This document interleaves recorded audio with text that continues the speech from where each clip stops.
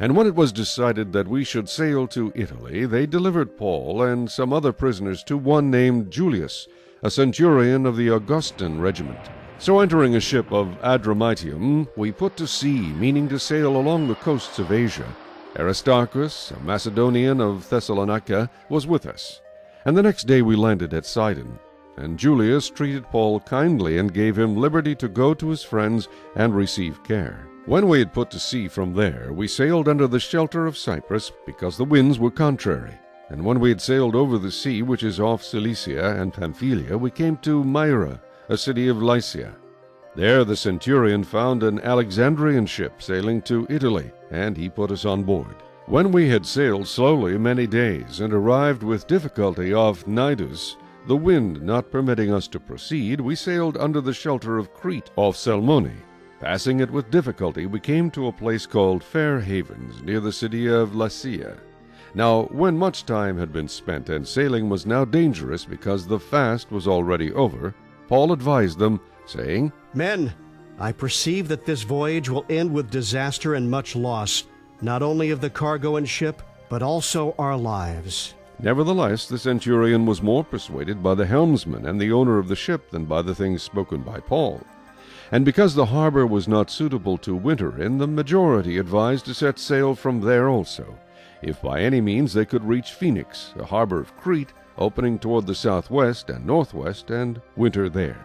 When the south wind blew softly, supposing that they had obtained their desire, putting out to sea they sailed close by Crete. But not long after, a tempestuous headwind arose called Euroclydon. So when the ship was caught and could not head into the wind, we let her drive, and running under the shelter of an island called Clauda, we secured the skiff with difficulty. When they had taken it on board, they used cables to undergird the ship, and fearing lest they should run aground on the Syrtis sands, they struck sail, and so were driven. And because we were exceedingly tempest-tossed, the next day they lightened the ship. On the third day we threw the ship's tackle overboard with our own hands. Now when neither sun nor stars appeared for many days, and no small tempest beat on us, all hope that we would be saved was finally given up. But after long abstinence from food, then Paul stood in the midst of them and said, Men, you should have listened to me and not have sailed from Crete and incurred this disaster and loss. And now I urge you to take heart, for there will be no loss of life among you, but only of the ship. For there stood by me this night an angel of the God to whom I belong and whom I serve, saying, Do not be afraid, Paul. You must be brought before Caesar. And indeed, God has granted you all those who sail with you. Therefore, take heart, men, for I believe God that it will be just as it was told me. However, we must run aground on a certain island. Now when the 14th night had come, as we were driven up and down in the Adriatic Sea, about midnight, the sailors sensed that they were drawing near some land. And they took soundings, and found it to be 20 fathoms. And when they had gone a little farther, they took soundings again, and found it to be 15 fathoms. Then, fearing lest we should run aground on the rocks, they dropped 4 anchors from the stern, and prayed for day to come. And as the sailors were seeking to escape from the ship, when they had let down the skiff into the sea, under pretense of putting out anchors from the prow, Paul said to the centurion and the soldiers, Unless these men stay in the ship, you cannot be saved. Then the soldiers cut away the ropes of the skiff, and let it fall off.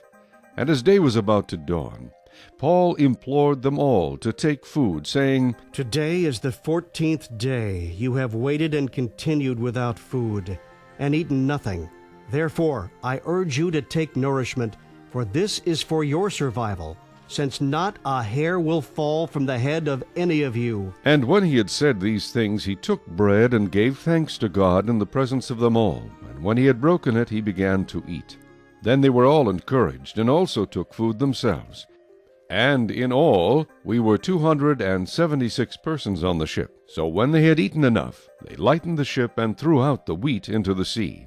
When it was day, they did not recognize the land, but they observed a bay with a beach, onto which they planned to run the ship if possible. And they let go the anchors and left them in the sea. Meanwhile, loosing the rudder ropes, and they hoisted the mainsail to the wind and made for shore.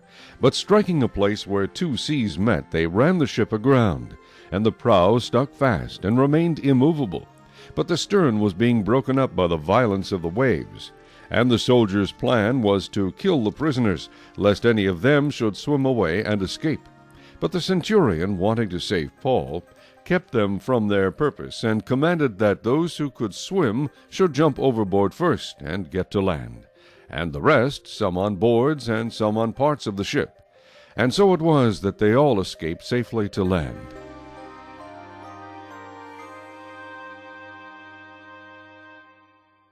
Chapter 28.